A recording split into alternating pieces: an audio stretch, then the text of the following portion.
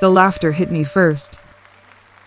Not one person, not two people, the entire room. It bounced off marble walls, sharp and cutting, as Veronica Hale tilted her head and smiled into that microphone like she was delivering the punchline of a joke. Only she understood. "Oh my goodness," she said, voice dripping with fake sympathy. "You actually think this is real art?" My throat locked shut. My hands were shaking so badly I had to grip the edge of the auction table just to stay upright. "That painting," I tried, my voice cracking under 100 staring eyes, "is not supposed to be here. It doesn't... This is exactly why your father never trusted you with anything important." She cut me off without blinking.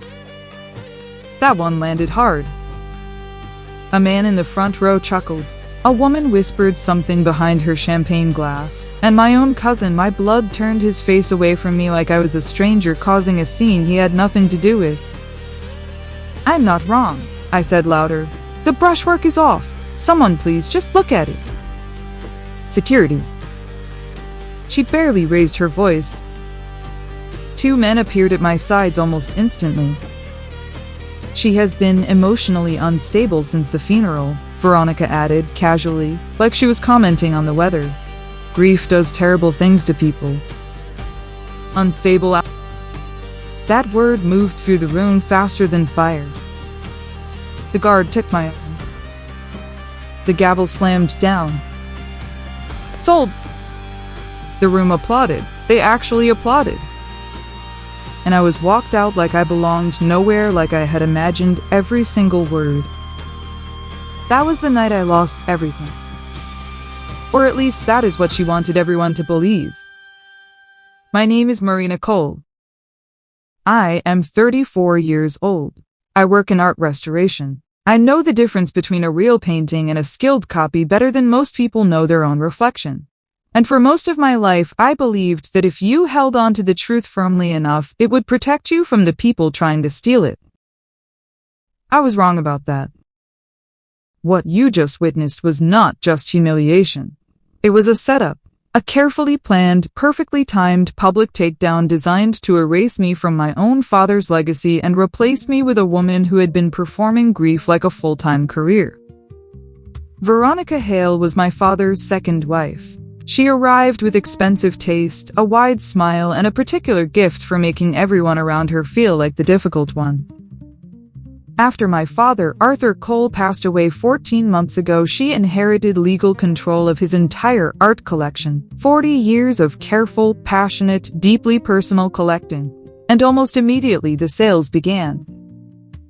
I did not suspect fake art right away. That came later. What I knew from the start was simpler and uglier. She did not love him. She loved what he had built. And now she was selling it piece by piece while the world called her graceful. Stay with me until the very end of this story, because what I discovered over the weeks that followed shocked even me. Drop your location in the comments and tell me what time you're watching. And tell me, do you believe a greedy family member can truly ever be stopped? Because this one nearly was not. 3 days before that auction, I almost missed it entirely. I was sitting at my workbench during lunch, scrolling through preview sale listings online out of habit. My father and I used to do that together. We would pick apart auction photographs over bad coffee and argue about attributions he had already decided were wrong before the conversation even started. I still do it. I do not know how to stop. One image made me pause. At first I could not say why. The colors were right. The composition looked exactly as I remembered it. The surface aging appeared completely authentic. Then I zoomed in, and everything in my body went still. The brush stroke in the lower right corner was too clean, too controlled, too careful. My father used to say that perfection is the easiest thing to fake. He meant it as a warning. Real art carries imperfection like a signature, a slight drag, a tremor in the wrist, the tiny mark left when a brush skips across rough canvas weave and no copyist thinks to replicate it. That mark was missing, replaced by a smooth, corrected line. Someone had improved the painting. Nobody improves a master by accident. I set my phone down and sat still for a full minute. My chest felt hollow. Then I found 2 more listings, both wrong in the same quiet, deliberate way. This was not one suspicious piece. This was a pattern. And my father spent 40 years teaching me that patterns never happen without a reason. I needed to find that reason. What happened next when I spoke up will surprise you. Keep watching. I made the mistake of speaking up too soon. My first call was to my Aunt Patrice. She had known my father longer than almost anyone and had always been the voice of level thinking in our family. I believed she would listen. I think something is wrong with the collection, I told her, pacing my apartment with my heart hammering. The paintings going to auction, they may not be the originals. She laughed. Not nervous laughter, not confused laughter. The dismissive kind, the kind that has already decided the person speaking is the problem. Oh, Marina, she sighed, you need to stop this. Veronica has everything completely under control. You're not listening to me? No, she snapped back, her tone sharpening instantly. You are not listening. Your father made his decisions. The will was legal. You need to accept what happened and move forward. This is not about the will. It is about the actual paintings. Then, stop embarrassing yourself.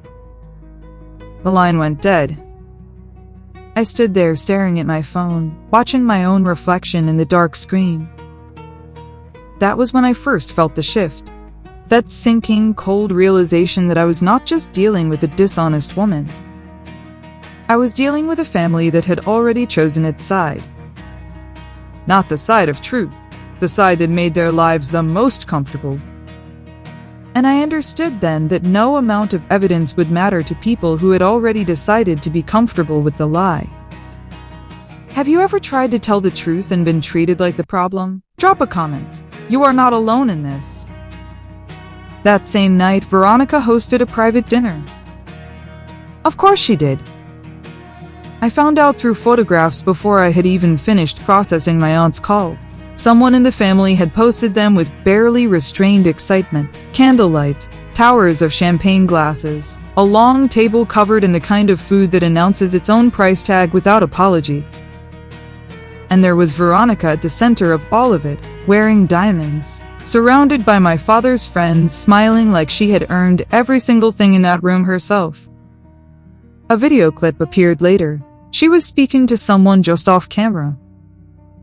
My husband always believed in legacy, she said, one hand pressed softly to her heart.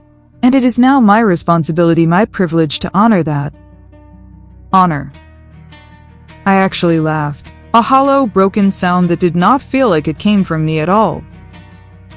Because off camera, Veronica was the woman who had told me 2 days after my father's funeral that perhaps he would be more at peace if I stopped making everything about myself. Off camera, she was the woman who called my grief performative. Off camera, she was the woman who let me stand in the hallway of my childhood home like an uninvited guest and then leaned close and whispered, "Try not to make a scene." The video clip already had hundreds of comments. So strong, such grace, a true guardian of his vision. I pressed screenshot, then another, then another. Because for the first time I was not just saving evidence about fake art. I was saving evidence about a fake life. The next morning I went to work on 2 hours of sleep and a headache that felt like glass packed behind my eyes. I work in conservation, not the glamorous kind, actual restoration. Magnification lenses, chemical solvents, craquelure patterns, pigment decay, surface chemistry. The tiny details most people walk right past. The details that can tell you whether a painting is 200 years old or 2 weeks old. I kept telling myself I was being paranoid. Grief warps your judgment. Being publicly called unstable makes you look for proof of things that may not exist. But I had zoomed into those auction photographs 6 separate times. The brush stroke was wrong every single time. Paranoia does not repeat itself that precisely. During lunch, I pulled up archive photographs from my father's private insurance records files I had scanned years earlier while helping him reorganize his paperwork. I placed 2 images side by side on my screen. The differences were small. Only someone trained in surface degradation would catch them. But they were there. By the end of my shift, I had checked 5 works from Veronica's sales schedule. 3 had the same problem. 1 had underpainting bleeding through in the wrong tone near the lower edge. Another had a repaired old crack that did not match my father's conservation notes from 12 years back. Not one suspicious piece. 5. I opened a new folder on my laptop and named it Receipts.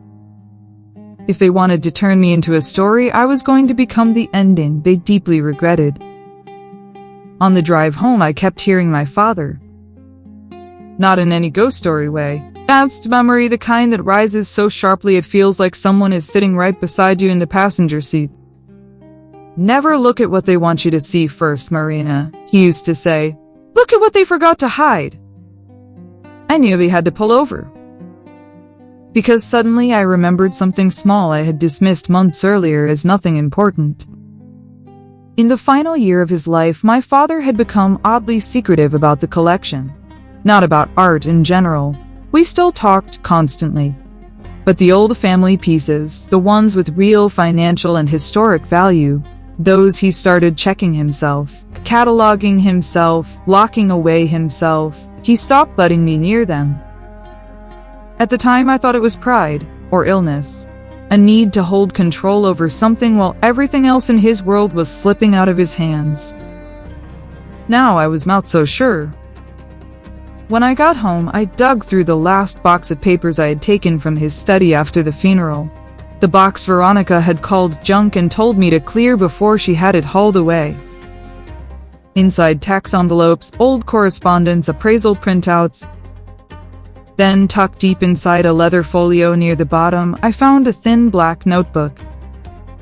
No title, no label. Inside were inventory numbers, dates, dimensions, and storage locations. But next to 17 of those entries was a small symbol I had never seen before. 17 paintings, every single one currently under Veronica's control. My father never did anything without a reason.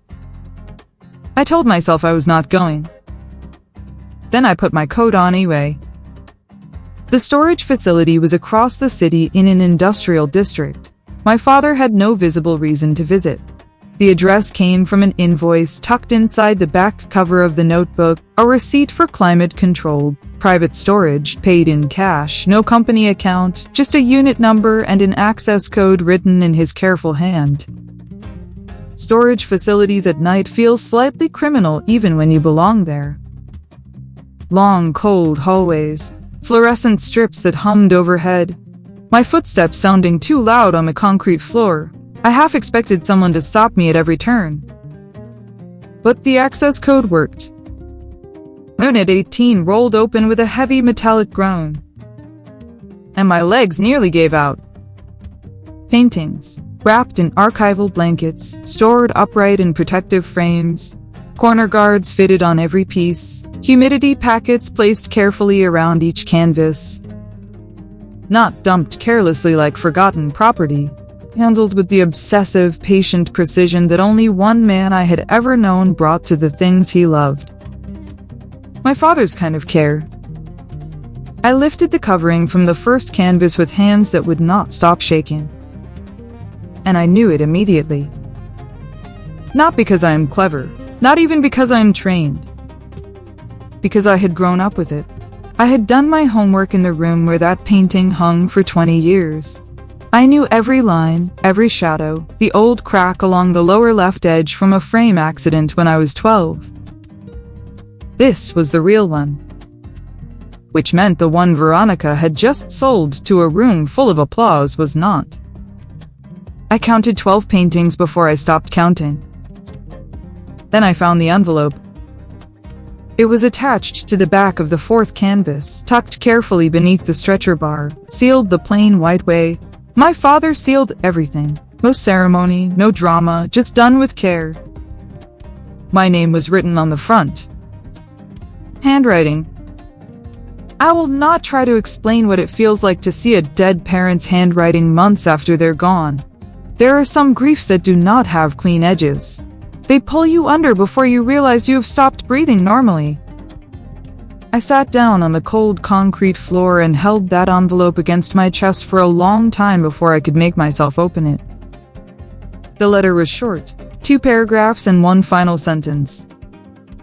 Marina, if you were reading this, you noticed what others did not. That tells me I was right to trust your eye. I am sorry for what this will cost you, but giving you the truth too early would have placed you in danger or tempted you to protect me at your own expense. Some people love legacy. Others only love what it can be sold for.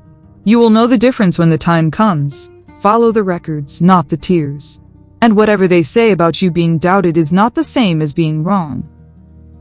I had to stop reading. I could not see through my tears. When I finally looked back down, there was one more line. The originals are yours to protect, not to sell, to protect. I stayed on that cold floor for a long time. Not crying anymore, just thinking. Because my father's letter answered one question and opened a dozen more. He had hidden the real collection deliberately.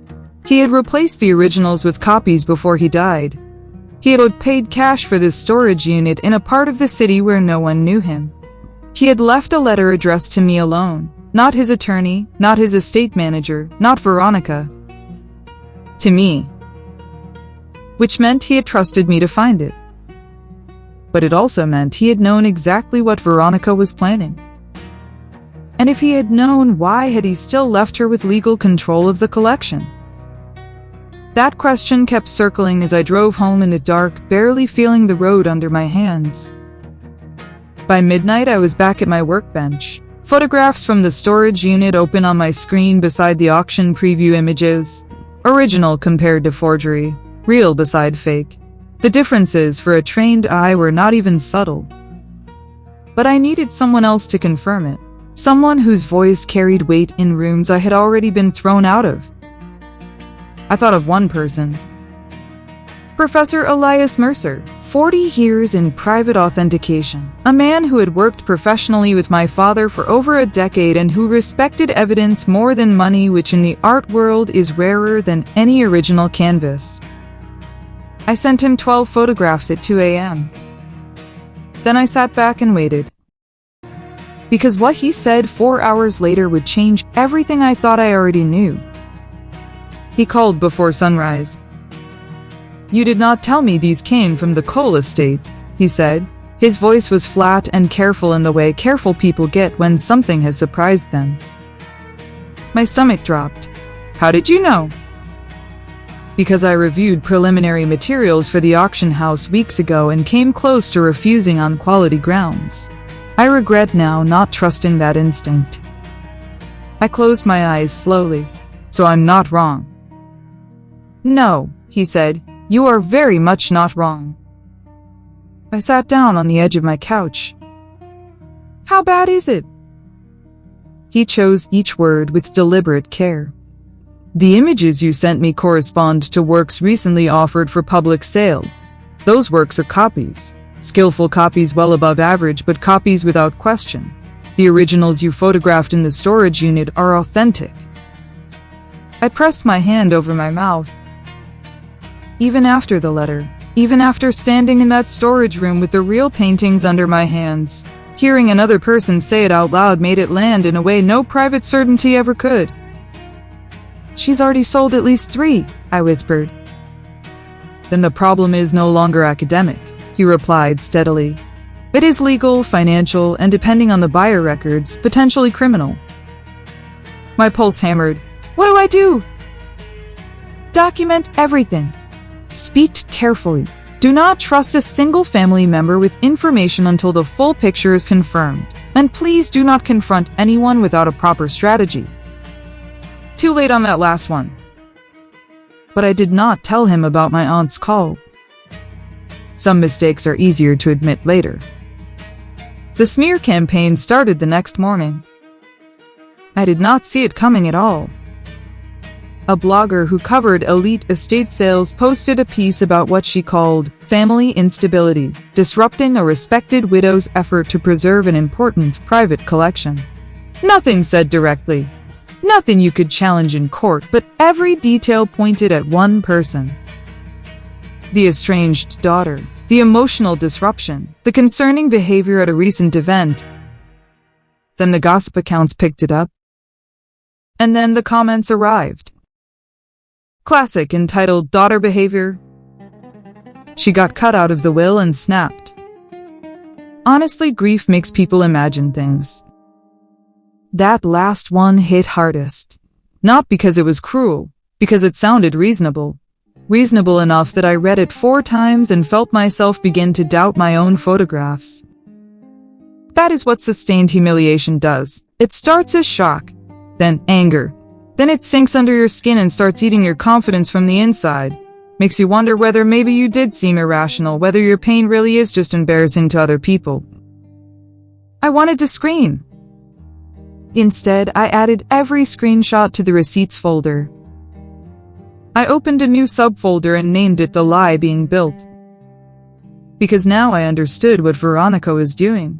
She was not only selling fake paintings, she was constructing a version of me, unstable, bitter, jealous, unreliable, that would make everything I said next sound like exactly what she needed it to sound like.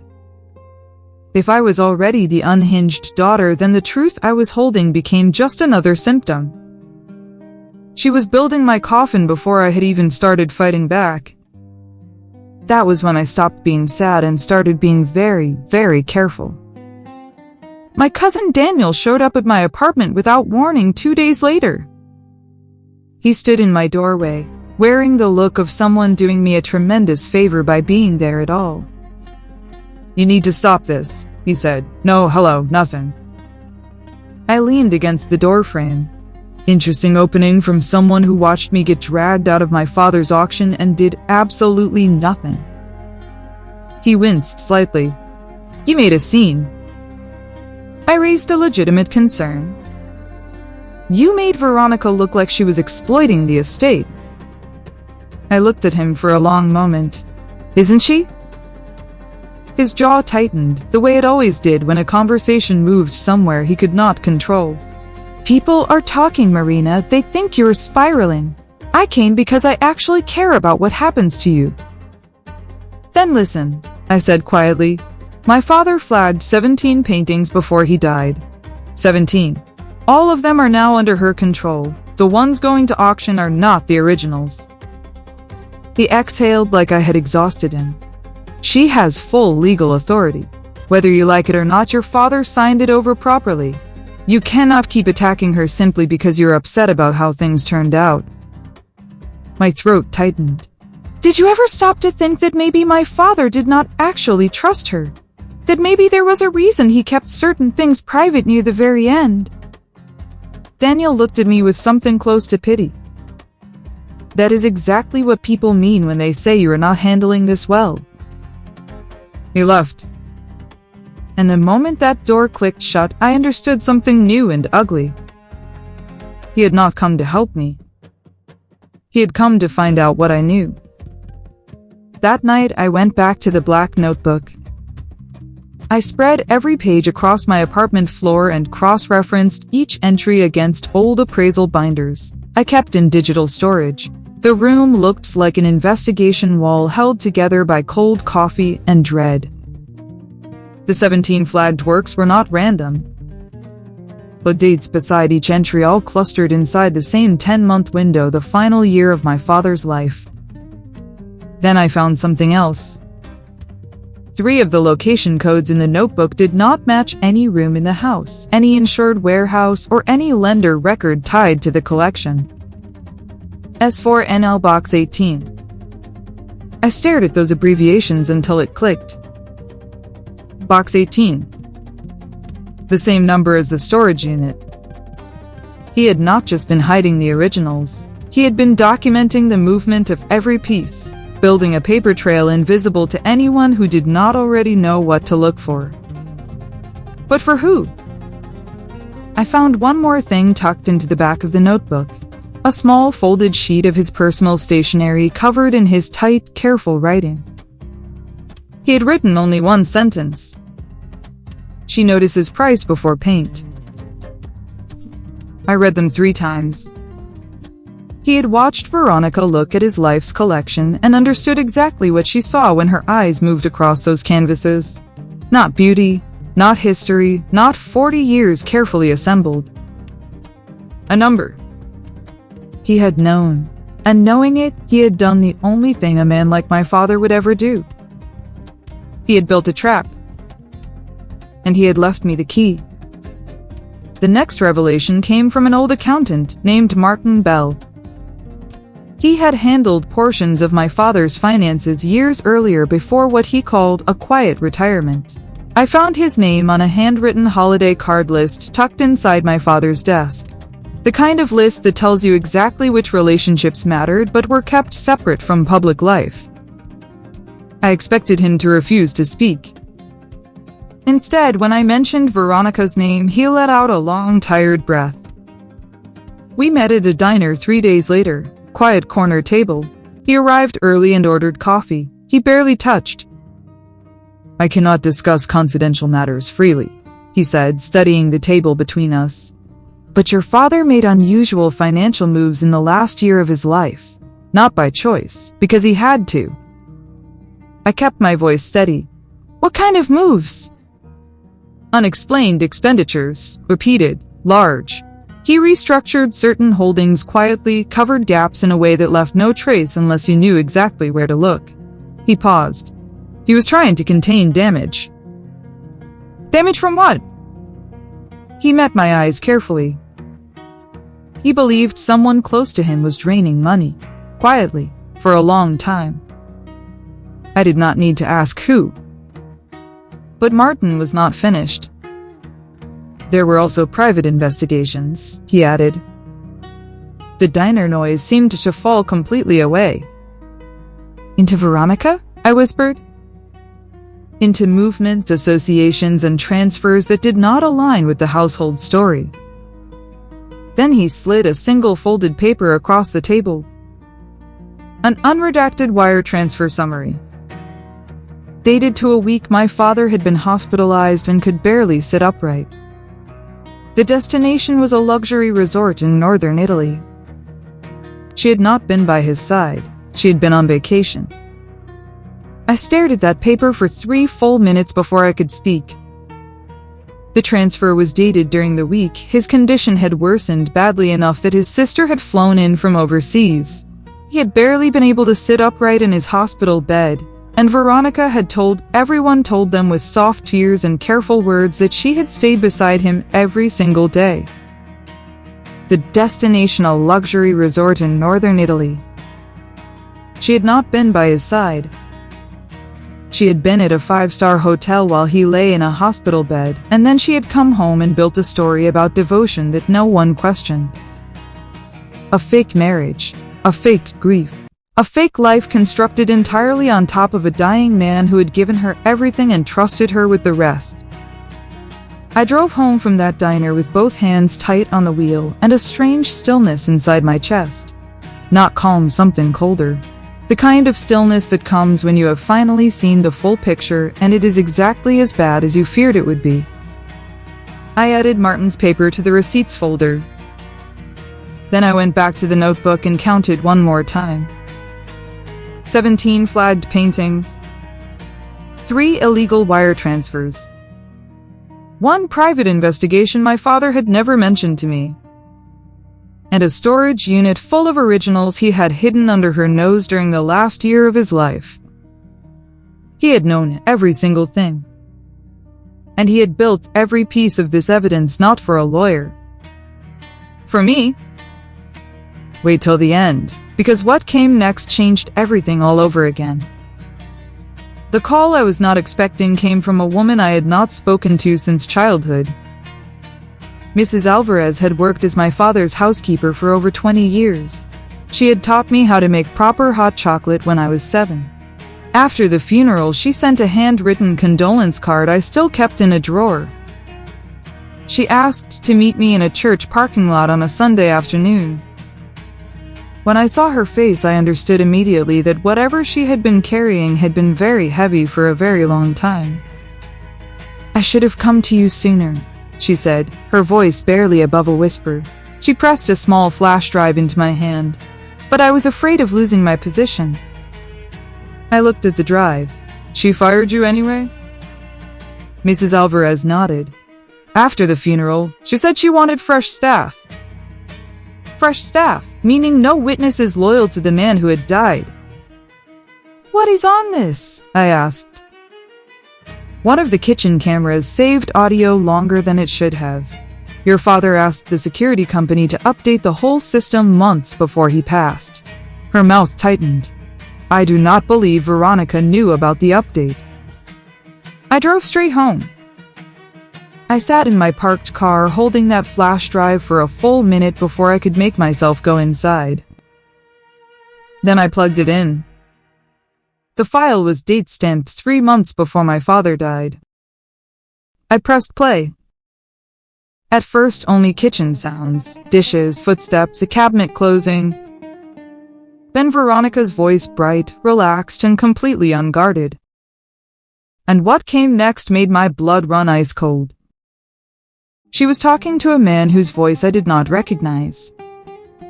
The kitchen sounds continued underneath, comfortable, domestic. They sounded completely at ease inside my father's home. "They all think he is this genius guardian of culture," Veronica said lightly, almost amused. "Meanwhile, I am the one living with canvases on every wall and absolutely no real cash flow." The man laughed. Then she said it. "If he does not loosen control soon, I will sell half of it after he's gone and call it stewardship." After he's gone? Not if. I pressed my hand hard over my mouth and sat completely still. The conversation continued for 9 more minutes. There was talk of buyers too arrogant to question provenance if the widow played her role correctly. Talk of how emotional family members could be managed. Casual, confident planning conducted in a dying man's kitchen while he slept upstairs. By the end of it, I was not crying. I was just sitting in silence, staring at the wall. This was not grief twisted by greed. This was something colder and more deliberate. Contempt. Total contempt for my father, for me, for everyone she had spent years performing warmth and devotion in front of. And she had said every single word in her own voice. In his kitchen. In his house. I made 3 backup copies before I moved a single other thing. Then I opened the receipts folder. And for the first time since the night I was walked out of that auction room to the sound of applause, I did not feel like the person who had already lost. I felt like the person who had just found the weapon. I thought that was the turning point. I was wrong. Everything got worse first. Within 48 hours of securing the recording, my bank flagged unusual access attempts on my account. My email received 3 password reset requests in a single night. Someone tried the storage facility access code twice using the wrong combination. That was not coincidence. Then my supervisor called me into her office and closed the door with the expression managers use when they need to distance themselves carefully from someone else's problems. "There has been a complaint," she said. The complaint alleged that I had improperly used institutional equipment and professional credentials in connection with a personal inheritance dispute. Veronica. I did not say her name out loud. Neither did my supervisor, but we both understood. She could not stop what I had found, so she had gone after my ability to find anything more. My supervisor told me to take personal days. Until things settle. That polite corporate phrase for your trouble is touching ours now. When I walked out of that office, the list of what I still had left was very short. No family support, no job stability, no public credibility. Just a notebook, a storage unit full of originals, 1 recording, 1 wire transfer, and a professor who still answered his phone. 2 days later, a courier envelope arrived. Inside, a cease and desist notice from Veronica's attorney. It used the word unstable 4 times. Threatened civil action, restraining orders, criminal interference complaints. I read the whole document once.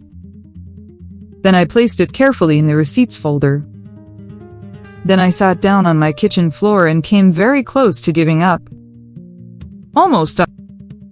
I want to be honest about that moment because I have heard too many stories where the person at the center never wavers, never doubts, never comes close to the edge. That is not what happened to me. I sat on that kitchen floor and thought about surrender. I imagined deleting the files, giving the storage unit back to silence, walking away from everything I had spent weeks carefully gathering. I imagined becoming precisely what Veronica had told everyone. I was a grieving, irrational woman who could not let go, and just letting that become the truth because fighting it was costing me everything I had left.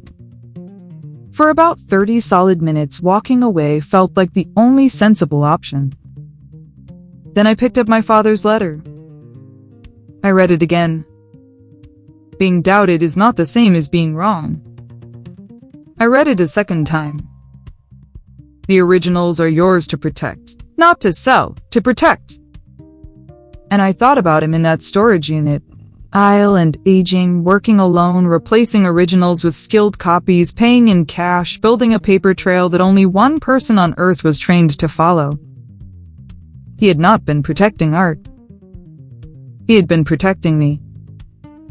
He had spent the final year of his life constructing a case he knew he would not live to present. And he had addressed it to his daughter because he believed completely and without doubt that she would find it.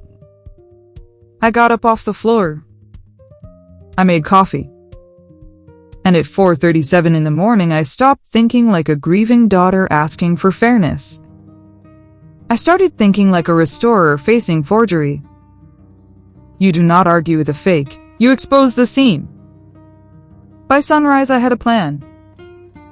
Not a dramatic one, not reckless or emotional, nothing that would give Veronica another chance to point at me and say, "There she goes again." A precise one. Independent authentication from Professor Mercer, supported by a second specialist brought in for formal corroboration.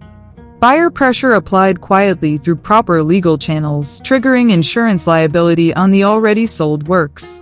A documented timeline covering every event from the first suspicious brushstroke to Mrs. Alvarez's recording.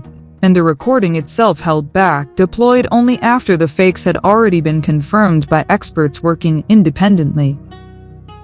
Played too early, the recording could be dismissed as illegal or manufactured. Played last after authentication was already confirmed on the record, it would land like a closing argument in a case no one could walk away from. She had used her social status as a shield. I was going to turn that same status into a spotlight. I called Professor Mercer first. He was already invested enough to have been making careful, quiet inquiries among trusted colleagues. Then I called Martin Bell, who agreed to provide a formal written account of the financial concerns he had documented. Then I contacted an attorney. A woman named Naomi Reese, referred by Mercer, whose voice carried the quiet, unhurried confidence of someone who had spent 20 years professionally dismantling elegant frauds. She listened to everything for 90 uninterrupted minutes. Then she said simply, "When would you like to move?" I told her I needed 2 more weeks. For the first time in months, I felt something cold and useful settle inside my chest. Not relief, not joy. The kind of peace that comes right before a trap closes. 2 days later, Veronica sent me an invitation. That alone told me she'd underestimated me more completely than I had realized. It was for a major charity evening and private sale she was hosting at my father's house, larger and more public than the first auction, with press, major collectors, and significant donors on the guest list. The invitation was printed on heavy cream stock, formally addressed as though we were 2 civilized relatives, still managing grief together with dignity. At the bottom, in Veronica's own handwriting, was a personal note. "I do hope you will come and show everyone you're doing so much better. Doing so much better." I read those 5 words and actually smiled. because hidden inside them was everything she still believed about me, that I was fragile, embarrassed, too publicly damaged to risk another confrontation. But the humiliation at the first auction had done its intended job and left me too small to cause her any real trouble.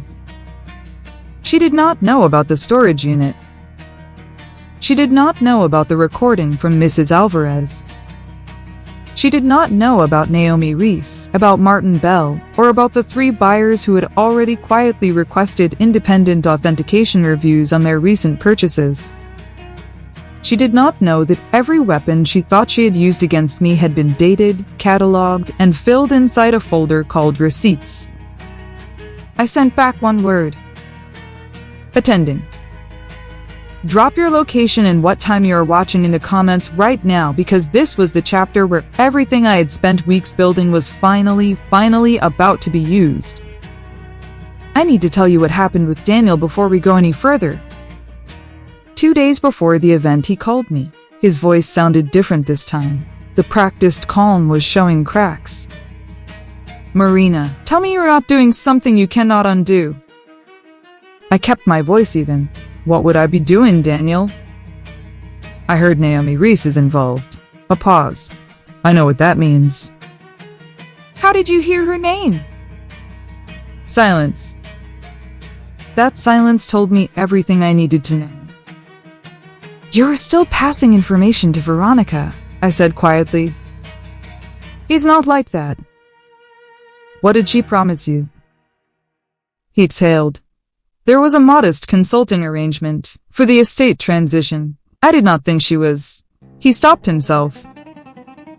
"You did not think she was what?" Another pause, longer. "I did not think it would go this far." I sat back in my chair and looked at the ceiling for a long moment. She told everyone I had agreed to a settlement I never agreed to. She sent me a cease and desist calling me unstable 4 times. She had me physically removed from my own father's auction. Marina. She was planning all of this before he even died. Daniel. I have her saying it in her own voice on a recording.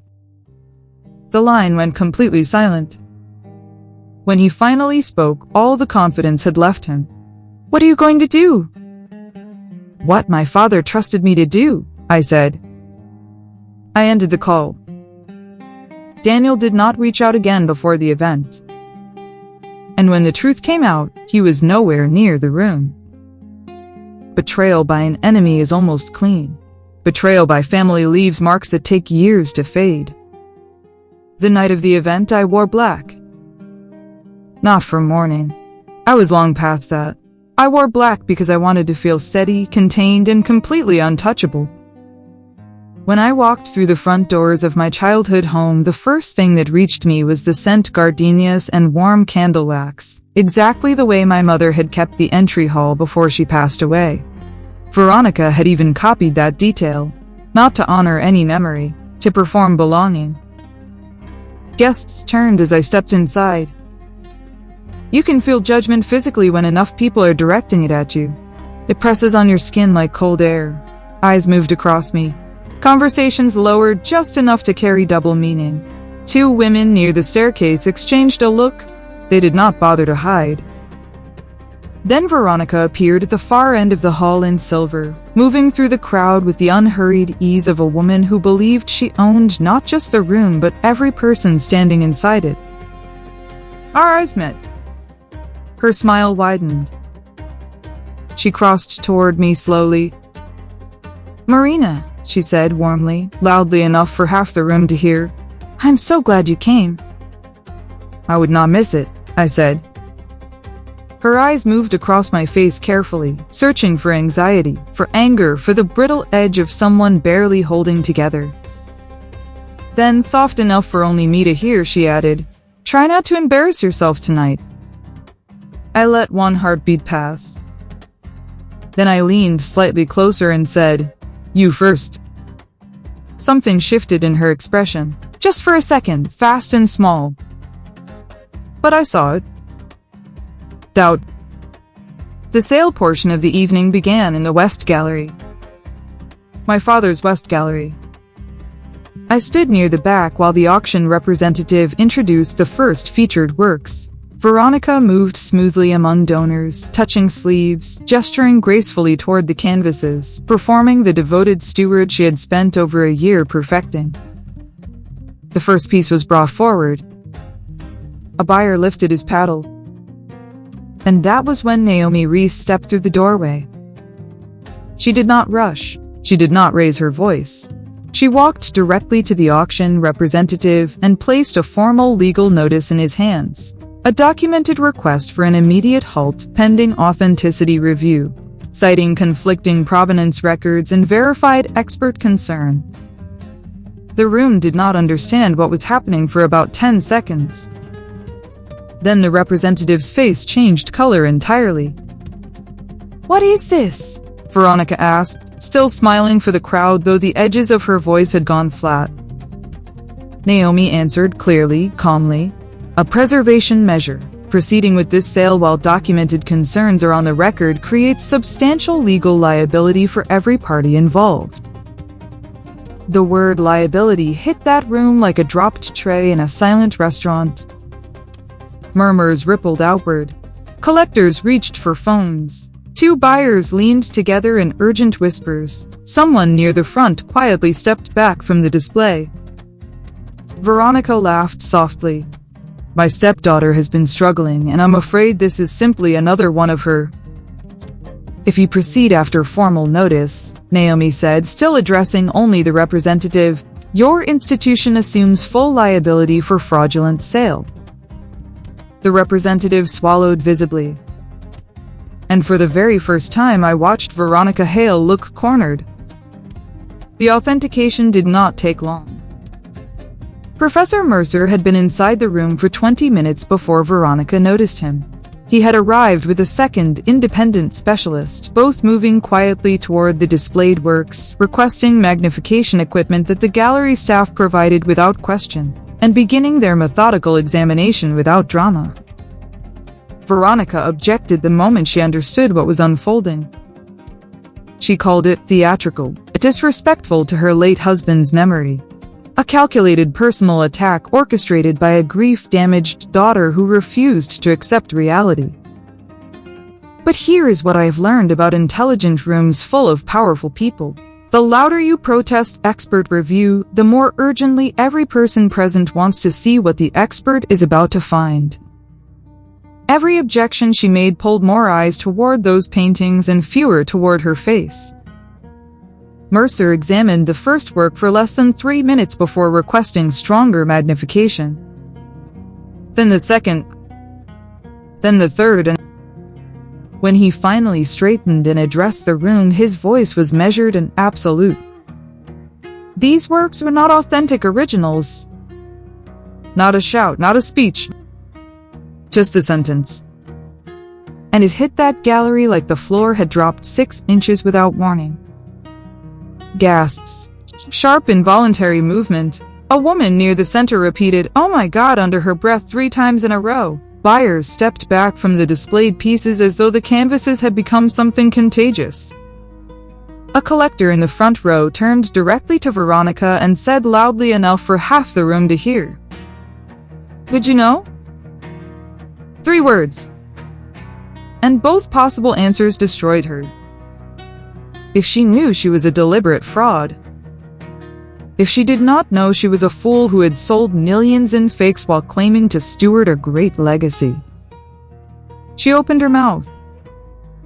Nothing came out. I could have stopped there. I want to be honest about that. The room had already turned. The buyers were alarmed. The auction house was visibly retreating. Veronica's image had cracked directly down the center in front of every person she had spent a year performing for. I could have walked away satisfied. But some lies are so total, so deliberate, and so precisely cruel that correction alone is not enough. They need to be heard in the liar's own voice. Naomi caught my eye across the room and gave one small, quiet nod. My signal. I stepped forward. My legs felt steadier than I expected. Later I understood why for the first time in months I was not standing on pain or desperation, or the faint hope that someone would finally believe me. I was standing on proof. Veronica straightened as I moved toward the center of the room. Her eyes narrowed. She still believed even then that she could outmaneuver me on presence and performance alone. "This is enough," she said sharply. "No," I said, "it truly is not."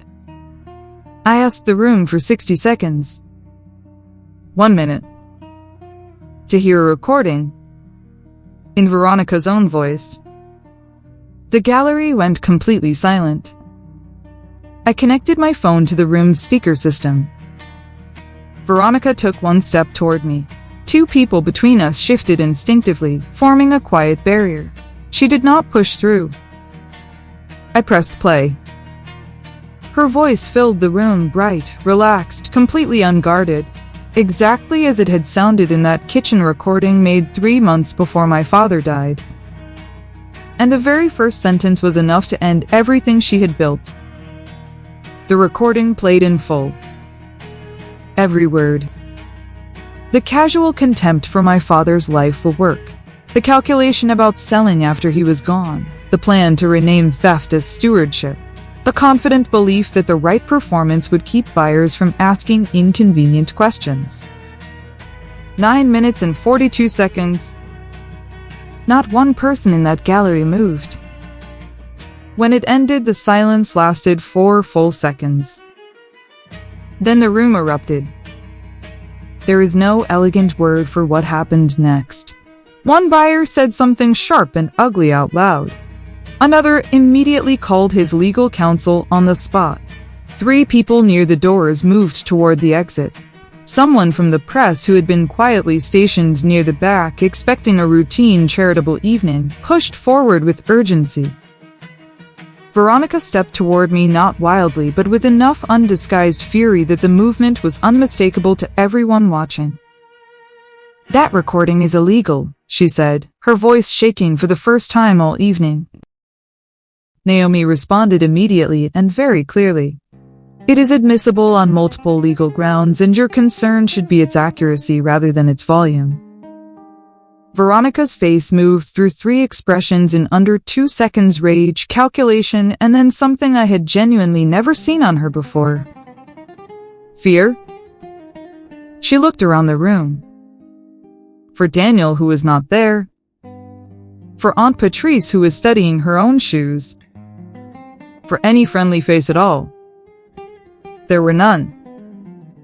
The same room that had once applauded while I was escorted out of an auction was now staring at Veronica Hale with contempt, with genuine embarrassment, and with the particular cold fury of people who finally understand they have been used.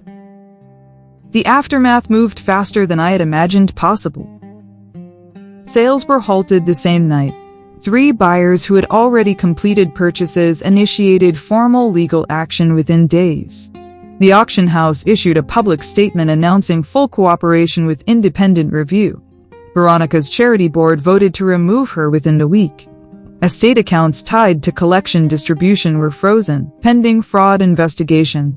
Insurance companies opened their own parallel reviews. Reporters who had spent a year describing her as graceful and devoted were now using the words embattled and under investigation. Daniel sent me 3 messages over 2 days. I did not answer a single one. Aunt Patrice called crying, saying she had been manipulated and misled, that she had always believed in me deep inside, that she hoped I could find it in my heart to understand. I did not answer that call either. Because here's what no revenge story ever tells you clearly enough: when justice finally arrives, it does not restore what was lost.